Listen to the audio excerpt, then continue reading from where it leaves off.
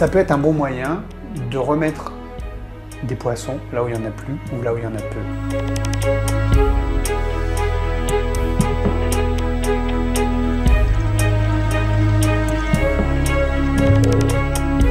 C'est le même principe que l'oasis dans le désert. Et effectivement, ça fait partie de l'espoir pour l'avenir.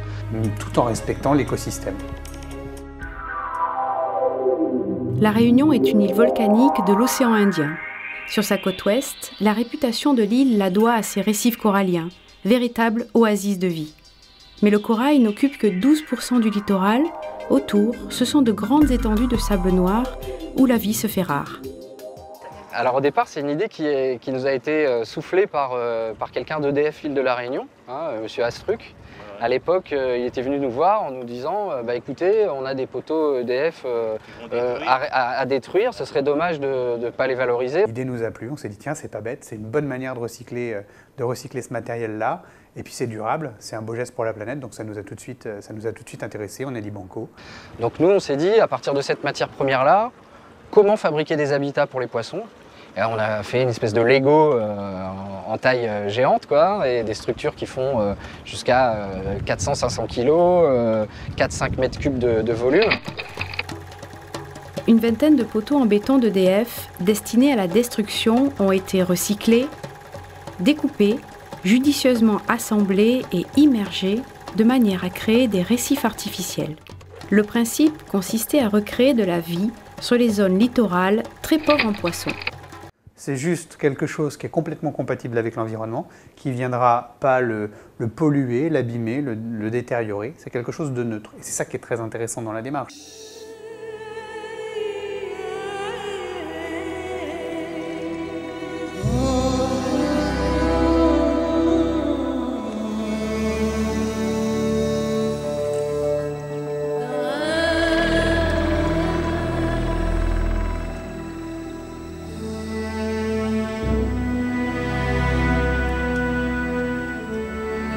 En zone sableuse, d'apparence désertique, les récifs artificiels ont un rôle d'habitat et de refuge. Rapidement, après leur immersion, les poissons se sont installés.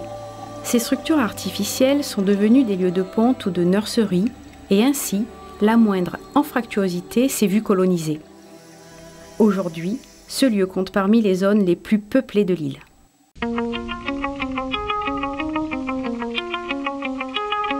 Mathieu Pinault a étudié ces récifs artificiels pendant 5 ans lors de sa thèse de doctorat. 130 plongées l'ont mené à étudier la colonisation de ce nouvel habitat, son évolution dans le temps, ainsi que la migration des poissons.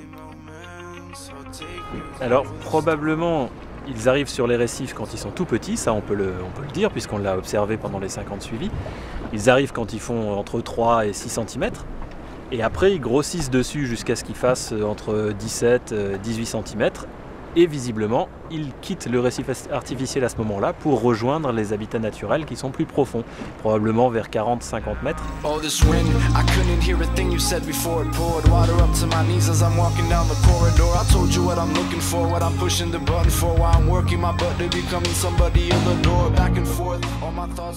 On obtient des concentrations de poissons qui sont équivalentes aux îles éparses en termes de densité, donc c'est énorme.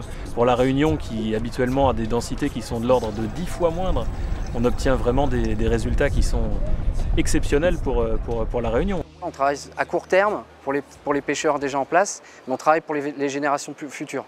Et moi, franchement, c'est ce qui m'éclate. L'idée, elle est bonne. Évidemment, elle parle aux plongeurs. Évidemment, elle parle aux pêcheurs parce que ça garantit le caractère durable de la pêche à la Réunion. Et puis, elle parle à l'être humain parce que ça a l'air d'être rien du tout comme ça, mais c'est un beau geste pour la planète. Tout donne envie d'augmenter cette expérience. Un outil de développement durable, intelligent, malin, réunionnais.